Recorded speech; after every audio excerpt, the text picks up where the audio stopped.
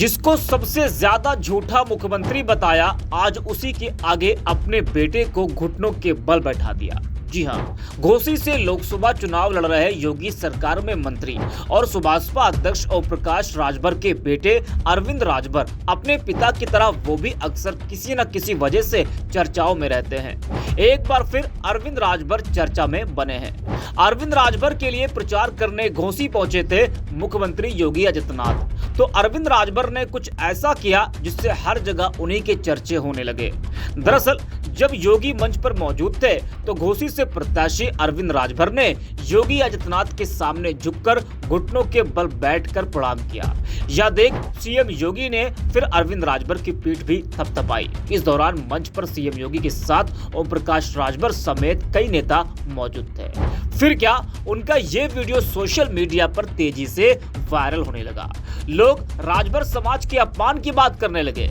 तस्वीरें भी आप देखिए, किस तरह से घुटनों के बल बैठकर अरविंद राजभर योगी आदित्यनाथ को प्रणाम करते हुए नजर आ रहे हैं और मंच पर ओम प्रकाश राजभर भी मौजूद थे। बता दें कि सुभाषपा को मात्र एक घोसी सीट ही मिली है जहां से अरविंद राजभर चुनाव लड़ रहे हैं, लेकिन ये सीट उनके लिए फंसती नजर आ रही है क्योंकि यहां से मुख्तार अंसारी कई बार विधायक रह चुके हैं और अब उनके बेटे अब्बास अंसारी यहां से विधायक हैं। तो इस सीट पर अंसारी परिवार का अच्छा खासा प्रभाव भी है। वही मुख्तार के निधन के बाद ये सीट अरविंद राजभर के लिए निकालना और भी ज्यादा मुश्किल हो गई है।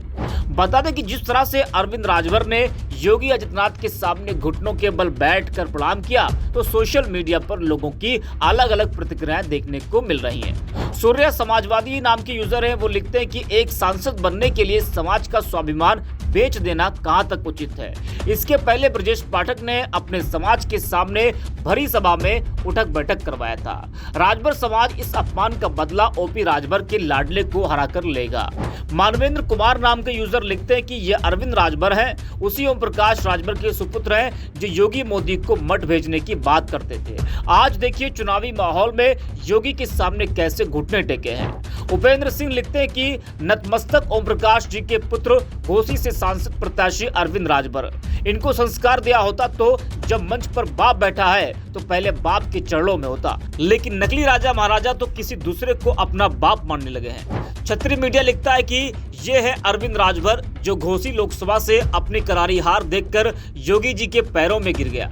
इनके पिता और इनकी जातिवादी पार्टी जो इनके पिता ने हमारे महापुरुष महाराजा सुहेलदेव बेस की जाति बदलकर बनाई है, उसका सुपड़ा साफ होने जा रहा है। ओम प्रकाश राजभर के बड़बोलेपन की वजह से छत्री समाज में भारी आक्रोश है, जिसका खामियाजा इनको अपनी हार से चुकाना होगा।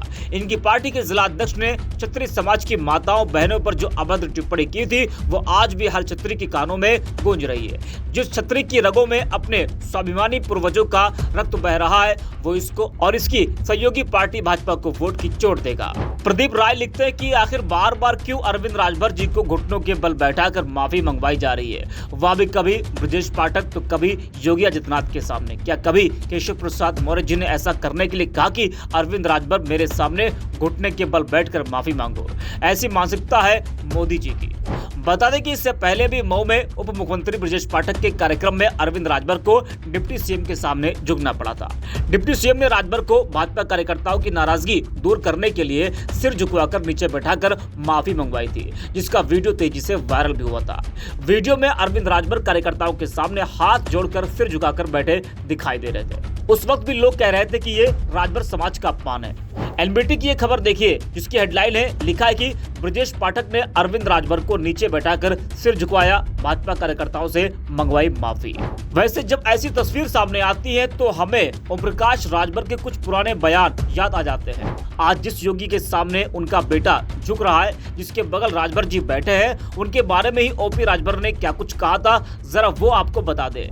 ये उनका पुराना ट्वीट है जिसमें लिखा है कि अब तक का सबसे झूठा मुख्यमंत्री कोई है तो उसका नाम योगी आदित्यनाथ जी हैं। इन्वेस्टमेंट मीट में अरबों रुपए बहाया गया लेकिन प्रदेश में एक भी कल कारखाना मिल फैक्ट्री नहीं लग पाया। आए दिन अखबार टेलीविजन पर आकर जो अधिकारी कागज पर लिख कर दे रहे वही नौकरी बांटकर वाहवाही लूट रहे। क्या कहा था सबसे झूठा मुख्यमंत्री? और भी हमले बोले गए थे कि मठ भेज देंगे, इस तरह के बयान दिए गए थे, लेकिन राजनीति है, कब क्या हो जाए कुछ कहा नहीं जा सकता।